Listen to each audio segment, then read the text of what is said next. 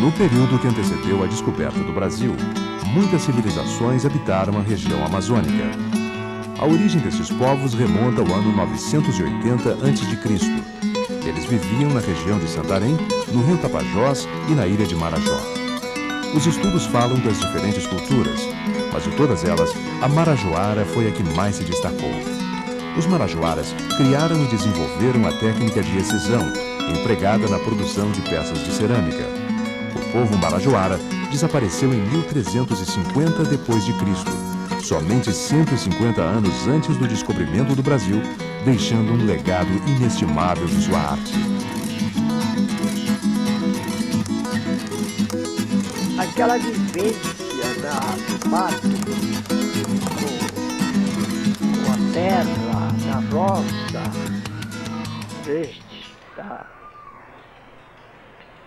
e o contato com a terra, as cores, o barro, uma série de coisas, isso parece que é como se fosse um gravador, porque há noites, não sei se eu já falei isso para você, eu tenho tido noites que eu fico assim, semi-acordado, e aquilo passa assim na minha mente como se fosse uma fita, eu vendo aquela coisa da história da minha infância.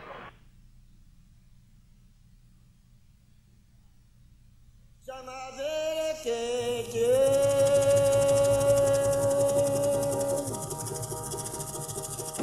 chama bereke,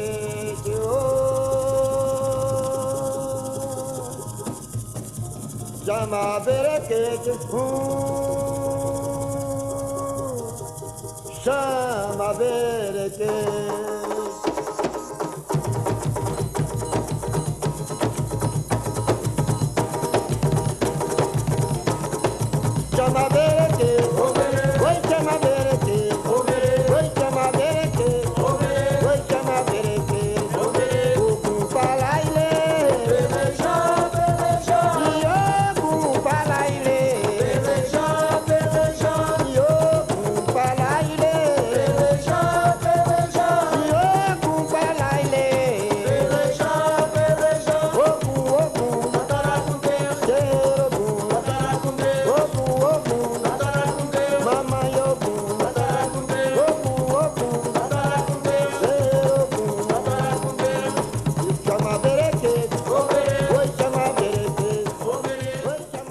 Então aí é que o meu pai entrava na história ajudando a minha mãe a coletar o barro. Por isso é que os marajoaras, os tapajônicos e alguns outros grupos produziram uma cerâmica de belíssima qualidade porque eles tinham a melhor matéria-prima, o melhor barro, fora de qualquer sujo, qualquer impureza. Raimundo Saraiva Cardoso nasceu em Vigia, no Pará, a 29 de junho de 1930. Ainda criança, começou a fazer cerâmica, estimulado pela mãe, Lucila, descendente do último povo marajoara, os Aruã. Ceramista, Lucila Saraiva Cardoso produzia peças utilitárias. Em seu trabalho, Mestre Cardoso emprega muitas das técnicas utilizadas pela mãe. O barro era extraído dos rios na lua cheia, quando os espíritos eram evocados a fim de autorizarem a coleta. A argila era misturada a cascas de árvores do caraipé que, queimadas e trituradas, tinham o poder de desengordurar a massa. Para esse fim, usava-se também o chamote, caco de cerâmica queimada e triturada no pilão. Na produção das peças, empregava-se o método conhecido pelos caboclos como pavios. Os pavios se sobrepunham, emendados uns aos outros, e depois alisados com um pedaço de cuia.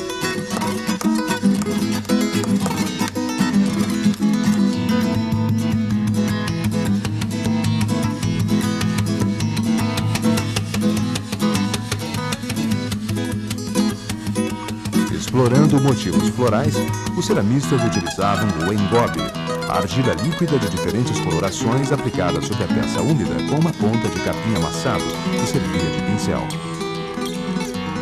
Com apenas o primeiro grau, autodidata, Cardoso sempre preferiu os compêndios de antropologia e os livros de arte a qualquer outra diversão. A minha irmã, que foi trabalhar com uma das famílias, um dia encontrou um livro na lata de lixo. E ela, abrindo o livro, viu fotos de cerâmica e pintura, muito bonitas no livro, muita cerâmica. E eu já, na época, já começava a fazer alguma coisa que é como se fosse algo daquela lembrança da minha infância, né? Interessar pela cerâmica. Com esse livro, aí isso me deu um impulso maior. Encantado, Cardoso decidiu abandonar a profissão de vendedor de seguros e livros para se dedicar à pesquisa e à produção da arte cerâmica.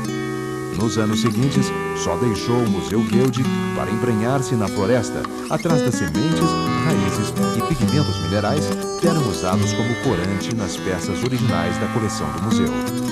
Auxiliado pela mulher e pelos filhos, e assessorado pela equipe de museologia do Museu Guild, Cardoso chegou a reproduzir um total de 50 peças, aplicando os mesmos métodos e materiais empregados pelos antigos habitantes da ilha de Marajó. O resultado foi a perfeição tão grande que as réplicas mereceram um certificado de autenticidade da equipe técnica do Museu Guild. As réplicas, assinadas por Mestre Cardoso, encontram-se por toda parte, no Brasil ou compondo o acervo de colecionadores nos Estados Unidos, Europa, Japão e Austrália. O Museu Guild foi o maior centro, ele é o maior centro de pesquisa do estudo do homem amazônico através da cerâmica, porque a cerâmica é um documento vivo, é um documento que registra os passos, a arte, o pensamento, a capacidade do homem, porque até então, quando eu era garoto, falava em índio dizia, você parece até parece índio, bicho do mato. E realmente, essa ideia do homem, até porque o homem caboclo, o homem sem conhecimento, ele pensava assim, que o índio era como se fosse um animal, um pouco diferente. E isso mudou essa mentalidade, mudou essa ideia na minha vida, quando eu comecei a adentrar o acervo do museu, o que existe no museu, que eu trabalho na parte científica da Amazônia, e da sua flora, da sua fauna, do seu povo. Da pesquisa arqueológica e reproduções, Mestre Cardoso passou a desenvolver suas próprias esculturas. Além dos traços sensuais e eróticos resgatados da genuína cultura indígena, Cardoso explora em suas esculturas, de maneira constante, a figura feminina. A mulher que reproduz e alimenta o mundo, matriarcal, de seios fartos e ventre volumoso. A mulher, vista e esculpida por Mestre Cardoso, segundo ele, simboliza a fertilidade humana e sugere alguma espécie de culto às mães, também presente em outras culturas amazônicas. O artista faz questão de dizer que seu trabalho reverencia as mulheres que marcaram sua vida, mãe, esposa e filhas. Depois de muitos anos me dedicar ao trabalho de pesquisa da cerâmica marajoara, tapajônica e os outros grupos que ocuparam a Amazônia, eu decidi partir para um novo tipo de trabalho, para não ficar só como copiador, reproduzindo o que outros fizeram. Né? E daí, então, eu decidi também colocar a minha imaginação e expressar a minha maneira de ver a cerâmica através das formas. E o tema principal desta fase é a mulher. As minhas esculturas, as formas, são mulheres. Eu acho, em primeiro lugar, eu respeito a minha mãe, como eu disse, que me ensinou a fazer o trabalho, a uma atividade, a gostar de trabalhar. Eu respeito a ela. E também uma gratidão à mulher indígena, à mulher nativa, à mulher artista, à mulher criadora, porque a cerâmica das tribos indígenas, é uma atividade quase que exclusiva da mulher. A vila de Guaraci, a 18 quilômetros de Belém do Pará, é o maior centro produtor e divulgador da cerâmica indígena amazônica do estado. No centro da vila fica o bairro do Paracuri, onde se concentram cerca de 90% da comunidade de ceramistas, inclusive Mestre Cardoso. Até os anos 60, em Iguaraci se produziu a cerâmica de olaria. O trabalho de Mestre Cardoso despertou nos artistas locais o interesse pelo resgate das culturas cerâmicas amazônicas. Nos anos 70, verificou-se em Iguaraci o começo de uma fase de grande produção de réplicas, imitando o estilo das obras pertencentes ao Museu Guild. As obras mais reproduzidas foram as marajoaras e as tapajônicas, por serem ricamente ornamentadas com cores, incisões e excisões próprias dessas culturas. Existe agora uma cerâmica tipicamente iguaraciense, altamente consumida pela população local, que junta aos traços indígenas milenares os motivos florais estampados em vasos modelados com as formas tradicionais da cerâmica amazônica. Hoje, Iguaraci conta com 4 polos trabalhando para a preservação e divulgação da cerâmica local. A Feira do Paracuri, voltada para a venda e divulgação da produção artística da vila. A Sociedade de Amigos de Guaraci, entidade sem fins lucrativos que apoia e orienta os artesãos locais. O Museu de Artes da Amazônia, onde estão expostas as melhores obras dos artistas locais e as réplicas marajoaras feitas por Mestre Cardoso. E o Liceu Escola Mestre Raimundo Cardoso, que visa ao ensino, pesquisa, preservação e restauro da cerâmica.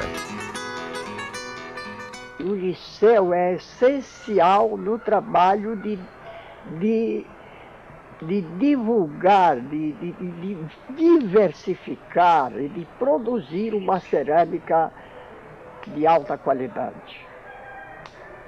Isso sempre respaldada, sempre tendo como elemento, como inspiração, a pintura, o grafismo, as formas da cerâmica amazônica. O Liceu Escola Mestre Raimundo Cardoso será um marco na história da cerâmica amazônica na região de Belém do Pará. Agora, para efeito de estudos da cerâmica local, essa história se divide em antes e depois de Mestre Cardoso.